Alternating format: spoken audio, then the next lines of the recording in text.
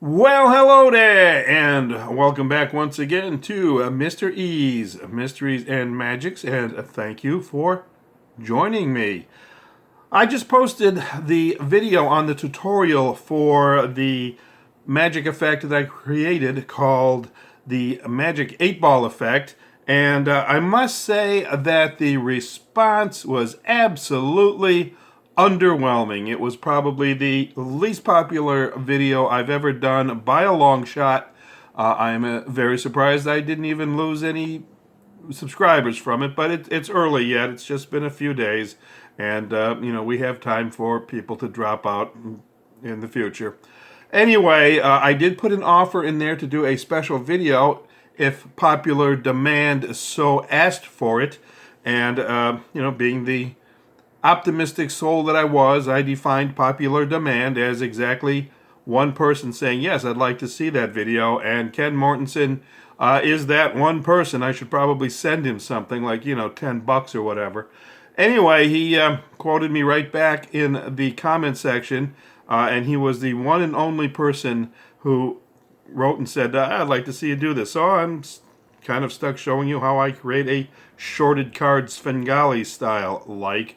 I have to say that I did expect a little bit more response from that. I got exactly, 3 comments, quite a few less than I usually get. Well, when you don't get a whole lot to begin with, I guess 3 really isn't all that bad, but, it was pretty pathetic.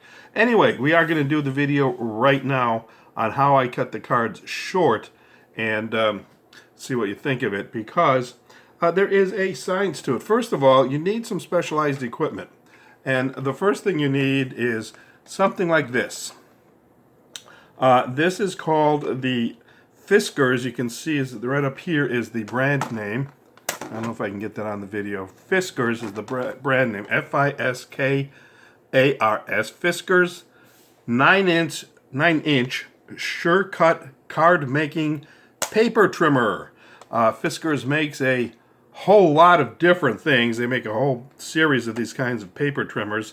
They make the pole saws that you use to reach up and cut tree branches 20 feet over your head. They make scissors. They make all kinds of different things. They're an international company. So I would suspect that no matter where you are in the world, you probably have Fiskars products available to you. They even make machetes, which is kind of a unique and interesting thing. However, I would highly recommend that you not use a machete to cut cards. It's not quite delicate enough. So anyway, what is this card making paper trimmer all about? Well, first of all, there is a little blade underneath this sliding piece. This piece slides over here. There's a little groove here to show you where the blade is, and it slides along a little slot here. This lifts up so you can put your paper underneath. You probably can't see it, but I will try to show you.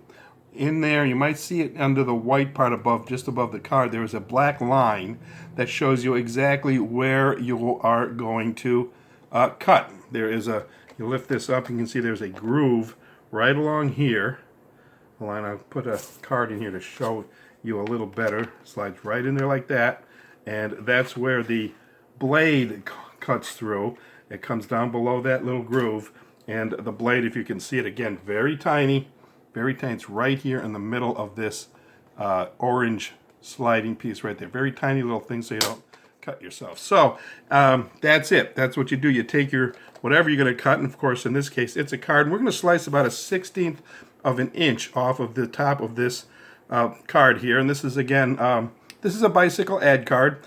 A good thing to practice with, and that's one of the reasons why ad cards are not really throwaways. You can use them to practice on a lot of things before you go out and wreck a good card. So we're going to practice on this, or demonstrate, I guess I should say, on this little ad card here. Now I've already lined it up so that it is about a 1/16 of an inch below that black wire, that line, and you can use obviously the little markings on the side here in inches and figure out exactly where you want to cut it. There is a lip right along here. You probably can't see it because it's clear plastic, but there's a lip right along here that prevents the card from sliding to the side. Unfortunately, there is nothing that prevents the card from sliding up and down. And that is where these little silver buttons come into play. By the way, before I forget, this cutter goes about $16 to $20 US. I've seen them as low as about $12 online, but then there's an $8 or $9 shipping charge. So one way or another, you're going to spend between $16 and $20. I think I spent $16 at a craft store. I did not get this or these silver buttons, which I will explain in a minute. I did not buy those at RP Magic Shop because they sell just magic stuff. This is arts and crafts stuff. These silver buttons are actually neodymium magnets, very strong magnets, even for as small as they are. And what I've done is I put one up here to hold the card from sliding up and down. Now, what's holding this magnet in place? Well, there's another neodymium magnet right here holding that one in place. Don't get these confused. I don't know how this is going to look on the video, but these 4 black circles, these little buttons here, those are just foot pads for the paper cutter. This is a neodymium. Which one is it now? This one here. Yeah, this neodymium magnet is holding this one in place. There's another one holding this one in place. I've got 4 of them on here. You can buy these for like, I've seen them as low as $10 for $3, again, US. I use 4 of them. One up here to keep the card from sliding up and down. One to just hold it in the middle. And again, you're probably going to want to hold your hand or your finger or something over there when you do the actual slicing to keep everything in place, okay? Make sure it hasn't moved out of position at all. All right, so there you go. That's what you do. You set it up like that. You've got it ready to go. You hold this thing down. You get your little slider ready to go, and you go off with his head and back again, and bingo. You have just stripped off a 1/16 of an inch straight across. Perfectly straight. Look at that. See that? Perfectly straight across the top. Now, that leaves you with an issue. And that issue is these squared corners. Obviously, you want the corners to be rounded like this. You can't use square corners. So we will get rid of this for a moment. And we move on to the second tool that we use, and that is this. This is a delicate little pair of scissors. What kind of scissors are these? Well, again, they are not a machete. These are called embroidery scissors. They're very small, and again, as you can see, delicate, but they're very sharp. They're used to, get into tight places and snip off little bits of thread and whatnot that are kind of hanging off of embroidery. So you should get a pair of these little, delicate, sharp, very sharp pointed too, I should mention, embroidery scissors. Okay, now what you can do to help you out a little bit is take another ad card. And you see I've kind of colored in the corners up here. Okay, so that's going to be the template that you're going to use. So you take your edged piece, and you're going to want to kind of slide them together so that they're like this. And let's see how we can do it. Yeah, you do it this way, and you can kind of look and see where the. Is it this way? Yeah. All right. Yeah, it's a little bit tricky.